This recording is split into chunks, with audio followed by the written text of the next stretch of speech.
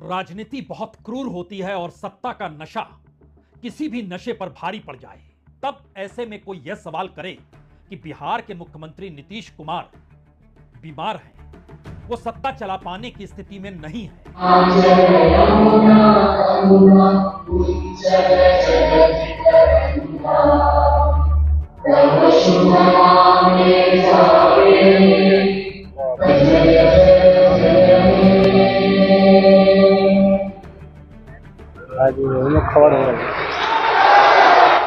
ये सवाल इसलिए महत्वपूर्ण हो गए हैं कि सार्वजनिक तौर पर नीतीश कुमार की जो तस्वीर, जो वीडियो निकल कर आया, उसने समूचे देश के भीतर यह सवाल तो खड़ा कर ही दिया कि नीतीश कुमार शायद इस स्थिति में नहीं है कि वह खुद पर भी अपने अनुकूल और मानसिक परिस्थितियों के साथ खड़े हो पाए और उनकी जो मेडिकल रिपोर्ट है उसको सामने ना ला देने की परिस्थितियों में वह राजनीतिक सत्ता और राजनीतिक दल घुमड़ते हैं, जो नहीं चाहते हैं कि यह चेहरा कम से कम 2025 के चुनाव से पहले गायब हो जाए।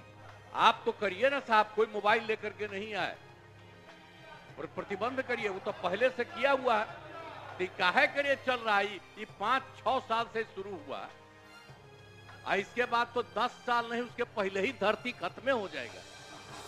क्योंकि इस चुनाव के बीच अगर नीतीश कुमार का चेहरा गायब हो जाता है तो एक झटके में तकरीबन 15% वोट किधर से किधर जाएंगे, किसके हिस्से में जाएंगे, यह अपने आप में एक सवाल होगा।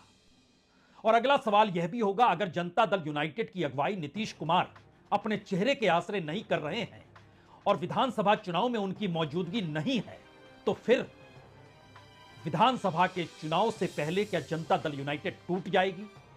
क्योंकि राष्ट्रगान के वक्त नीतीश कुमार का अपने बगल में खड़े प्रधान सचिव से हाथ मिलाना या हाथ मिलाने की कोशिश करना, कैमरा के साथ खड़े पत्रकारों को प्रणाम की दृष्टि से हाथ जोड़ लेना, और सब कुछ हो रहा है, चल रहा है।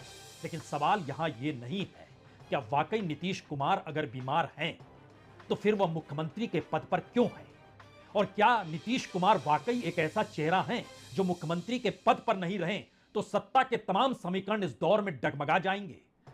तो देश के तमाम राज्यों में एक राज्य का मुख्यमंत्री बीमार अगर है तो फिर उस बात को सामने लाने से कौन घबरा रहा है, कौन कतरा रहा है? आप कहेंगे यहां प्रधानमंत्री मोदी का जिक्र करने की क्या जरूरत है? बिल्कुल सही बात है, उनका जिक्र करना नहीं चाहिए, लेकिन बहुत दिन बीते नहीं है, सही मायने में कहें तो 1 बरस भी पूरा हुआ नहीं है, जब उड़ीसा के मुख्यमंत्री नवीन पटनायक की एक तस्वीर या एक वीडियो इस देश में वायरल हो गया। जब वो भाषण दे रहे थे चुनाव के वक्त, उनके सहयोगी उनके बगल में पांडियन खड़े थे और वो माइक थामे हुए थे, लेकिन एक झटके में नवीन पटनायक का हाथ हिलने लगा। खुद बोलते पढ़ते कहते हुए भी वो अपने हाथ पर अपने दिमाग के हिसाब से कमांड कर नहीं पाए, और राजनीतिक तौर पर पहली बार किसी ने तूल दिया इस मुद्दे को तो प्रधानमंत्री मोदी ने पब्लिक रैली में जाकर यह कहा कि क्या वाकई उड़ीसा के मुख्यमंत्री बीमार हैं और साजिश के तहत उनकी बीमारी को सामने आने नहीं दिया जा रहा है। तो इस सिलसिले को समझने से पहले हमें लगता है कि क्यों प्रधानमंत्री को इस दिशा में दखल देना चाहिए जब वो उड़ीसा में दखल दे चुके हैं, या फिर राजनीति इतनी क्रूर होती है कि वह एक राज्य के मुख्यमंत्री को बीमार घोषित कर दे और दूसरे राज्य के बीमार मुख्यमंत्री पर चुप्पी थाम ले। किस तरीके से नवीन पटनायक का हाथ अचानक मंच पर कैसे हिलने लगा, और उसके बाद 3 दिनों के बाद प्रधानमंत्री मोदी ने पब्लिक रैली में जिन बातों का जिक्र किया, इन दोनों को एक साथ देख लीजिए।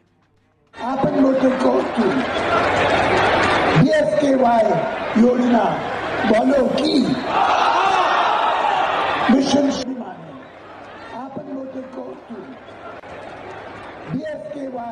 योजना बोलो की मिशन शक्ति। आजकल नवीन बाबू के सभी शुभचिंतक बहुत चिंता में है। वो ये देखकर बहुत परेशान है कि पिछले 1 साल में अचानक नवीन बाबू की तबीयत इतनी कैसे बिगड़ गई। वो बताते हैं कि नवीन बाबू अब खुद से कुछ कर नहीं पा रहे हैं। अरसे तक नवीन बाबू के करीबी रहे लोगों का मानना है कि उनकी तबीयत बिगड़ने के पीछे कोई साजिश भी हो सकती है। कहीं इसमें उस लॉबी का तो हाथ नहीं है ना, जो नवीन बाबू के नाम पर पर्दे के पीछे उड़ीसा में सत्ता भोग रहे हैं। जाहिर है उस वक्त जिसने भी यह तस्वीर देखी और उसके बाद प्रधानमंत्री का भाषण सुना तो हर किसी ने माना प्रधानमंत्री ने क्या गलत कहा, सही तो कहा। अगर राज्य के मुख्यमंत्री बीमार हैं और साजिश के तहत उनकी बीमारी को दबाया जा रहा है तो ऐसा होना नहीं चाहिए। तो जाहिर है उसके बाद अगला सवाल यह होगा, क्या बिहार के मुख्यमंत्री जब राष्ट्रगान हो रहा है उस वक्त वह जिस तरीके से जो कुछ मंच से कर रहे हैं, क्या उसको देखने के बाद बीजेपी खामोश रह सकती है? प्रधानमंत्री मोदी जिन्हें चिंता थी उड़ीसा के मुख्यमंत्री के बीमारी को लेकर, उनके भीतर कोई चिंता नहीं है बिहार के मुख्यमंत्री को लेकर। तो उस तस्वीर को जब आपने देखा तो आप इस तस्वीर को देखिए, जो नीतीश कुमार राष्ट्रगान के वक्त अपने बगल में खड़े अपने प्रधान सचिव के साथ क्या कर रहे हैं और सामने खड़े पत्रकारों को किस मुद्रा में प्रणाम कर रहे हैं। राष्ट्रगान चल रहा है।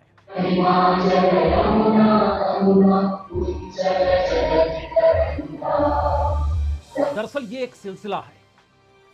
नीतीश कुमार इससे पहले विधानसभा के भीतर अपने एक भाषण की वजह से भी चर्चित हो गए, जहां महिलाओं को लेकर और पुरुषों को लेकर या नवविवाहित जोड़े को लेकर या पति पत्नी के संबंधों को लेकर उन्होंने जो कुछ कहा, जिस रूप में कहा, उस दौर में भी यह सवाल उठा था।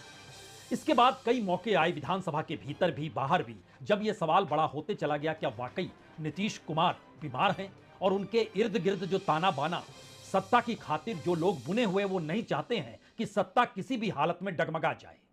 पब्लिक लाइफ में उसकी अपनी हरकतें जो होंगी ऐसी तो नहीं होंगी जहां पर वह लगे कि नहीं ये मानसिक तौर पर बीमार हैं या फिर इनके स्वास्थ्य में कोई गड़बड़ी है।